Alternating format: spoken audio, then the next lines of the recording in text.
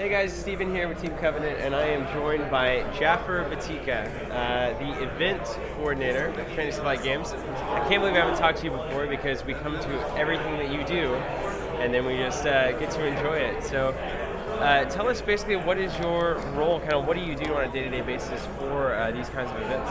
Well, so there's this long corridor of events that we do over the course of the year, right? So the event season kind of starts with Days of Ice and Fire and regionals in the spring. Then we go into GenCon, then PAX, then Worlds, Arkham Knights, and then kind of circles back around. Wow. But half the year is spent trying to get the other half set up, right? And in between that, we have a bunch of smaller events, right? We'll do kind of like last week we had the grand opening and the plugged in tour, and we also have a couple of local conventions that we go to, like Con of the North and Convergence, where we have a presence there. So. Yeah, I mean, a lot of it, the reason why I'm not on camera as much is because a lot of what I do is the sort of background stuff, right? Yeah. So, logistical stuff. So, whereas Stuart and Ian will be, running tournaments, I am part of the team. We're all a team, right, that gets the components together to make that happen, right? Nice. So, in terms of, the alternate art cards that you see, getting those printed, right, or getting the playmats sent to the printer, or basically just getting the invoices into the finance department. I mean, our dark and terrible secret is that in the office is a lot less glamorous than you think. You guys took the tour, right? I mean, it's a cube farm, and a lot of my days are spent in meetings, taking notes, and then filing a lot of paperwork for turning over lots and lots of company money on these sorts of things. So you're basically doing all the hard work behind the scenes that none of us get to really see. Which is why I've been nice and relaxed at Worlds this weekend, because I haven't been TOing any of the tournaments, right? I've just been doing the front desk, but up until that moment, it was a lot of stress about okay, how many shirts do we have? How many lanyards? How many badge holders do we have? Do we have enough tables and chairs? Do we have enough of these? Yeah. So did you have any concerns coming into Worlds, kind of not really knowing how many people were going to register at the door and sign up for events? Were there anything that you kind of had your ears and eyes open for? I was afraid we were going to run out of shirts. That was the thing. So I wanted everybody to get one who had pre-registered.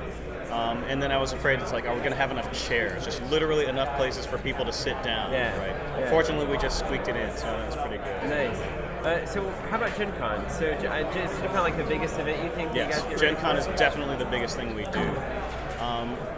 Basically half my year is setting up for Gen Con, right? That's so incredible. I have to turn in a first draft of our Gen Con schedule in December, right? So it's right after we're done with this, I start drafting okay, so we start Gen Con at noon on Thursday, we end Gen Con at 2 p.m. on Sunday, and in between that time, we have to fill in with, 100 tables of games, right? And I have to find volunteers for all the games. I have to figure out what are we doing that's really popular, games like Descent and Arkham Horror that we need to have multiple tables for. What are things that we're going to be debuting at Gen Con? It's okay, this is going to be something that if it debuts at Gen Con, we have to make sure that we can do it, and logistically, how do we get all the volunteers to know it before we get there? Yeah. Or even if it's going to make it to Gen Con too, there's been a number of times, I won't say what times, but we've said, all right, we're going to debut this game at Gen Con, and then at the last minute it falls through and we can't do it. It's okay, quick, fill something else in. Yeah. Solid. So I just saw you and Stuart playing Netrunner. We were, yeah. Which is one of the coolest things to see. It's you two. Oh no, we really enjoy it. That's the other. The difference between us and say Fantasy Flight Paperclips is that over lunch we played Netrunner and Game of Thrones and Elder Sign and stuff like that, right? It's a fun work environment, right? I mean, I've worked in other jobs where it's on lunch you have lunch, right? Right, yeah. But in our office, it's when noon comes around, you start going desk to desk, you got a lunch game, you got a lunch game, you got a lunch game, or it'll be okay, so it's now round 3 of the Staff Cthulhu tournament.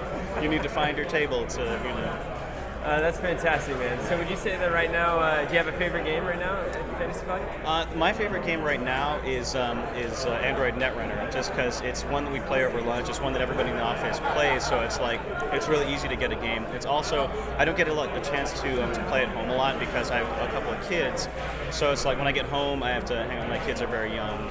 I'm looking forward to the day when they're old enough to play games. Yeah, totally. But yeah, it's Android Netrunner is the only game I have time for. Someday when I have have the time, right? I really love like Descent and Arkham Horror, right? Yeah. Like a sort of longer, more epic games. Yeah. But at the moment, Android Netrunner is the one where I just, it's like I've got 45 minutes, let's do it. Yeah.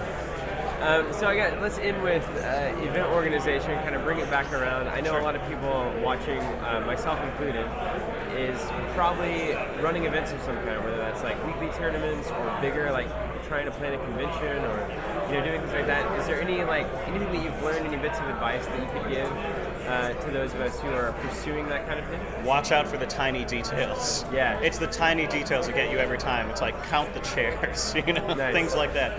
Count the chairs. Make sure that the guy who says he's going to be there is going to be there, right? Yeah. And that you've got a backup guy to fill in for that guy when he doesn't show, if he doesn't show.